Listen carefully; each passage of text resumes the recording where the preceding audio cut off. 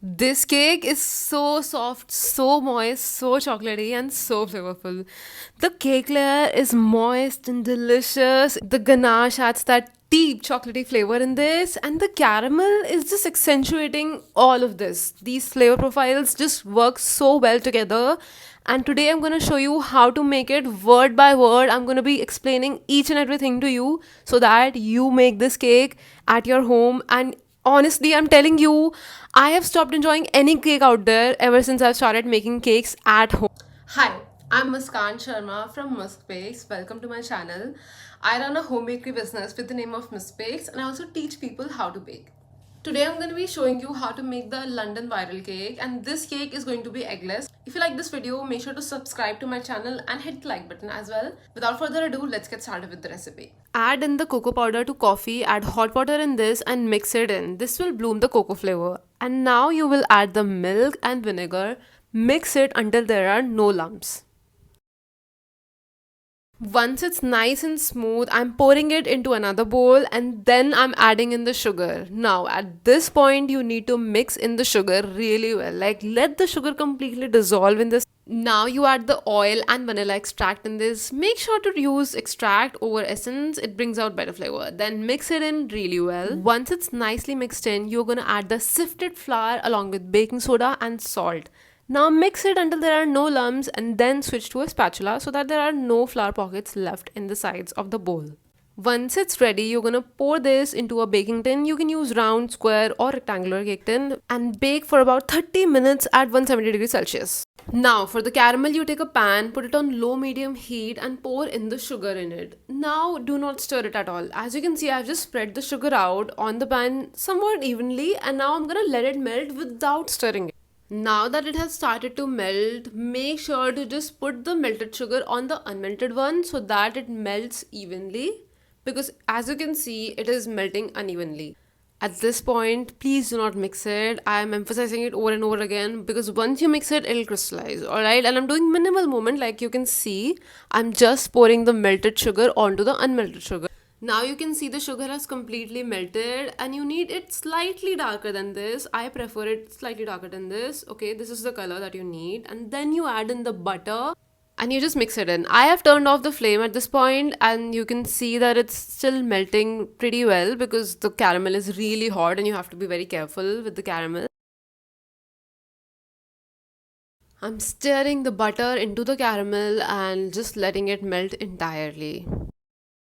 Now I'm gonna pour in the hot cream and make sure that the cream is hot, otherwise it'll just crystallize and it'll just go in the trash. I have turned on the flame at this point and I'm just mixing it in until it emulsifies. Make sure to keep the flame at low medium even at this point because you don't want to burn it, and just mix it until it is just very smooth. Now I'm gonna use some white chocolate and I'm gonna use a very good quality white chocolate because I want the flavor to turn out really well. And now I'm gonna pour the hot caramel onto the white chocolate and let it sit for 1 minute and then stir it in until it mixes into the caramel. You can see how smooth the caramel is. Now I'm gonna put some cling wrap onto the top layer of the caramel and I'm gonna put it in the refrigerator for at least 6 hours.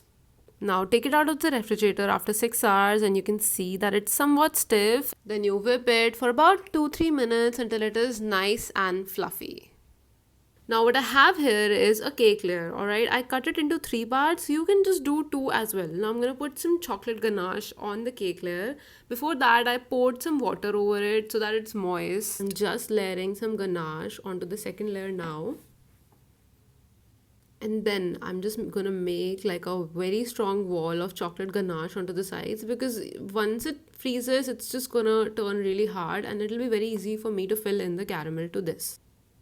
I made a thick layer this time, alright, and yeah, I'm whipping the caramel again.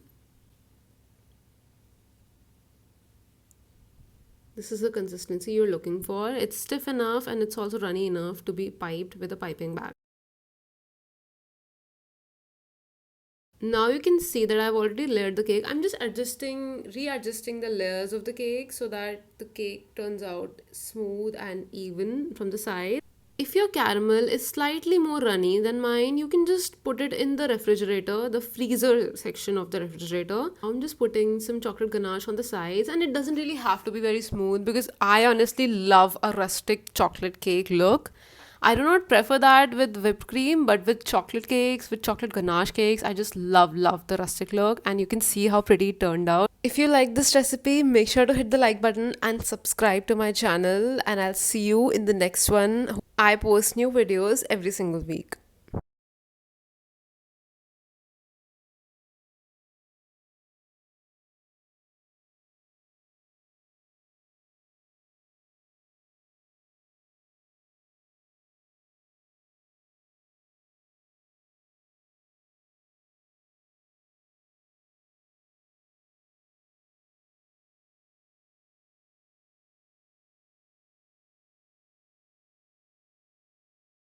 It was so moist and so delicious and just so easy to make.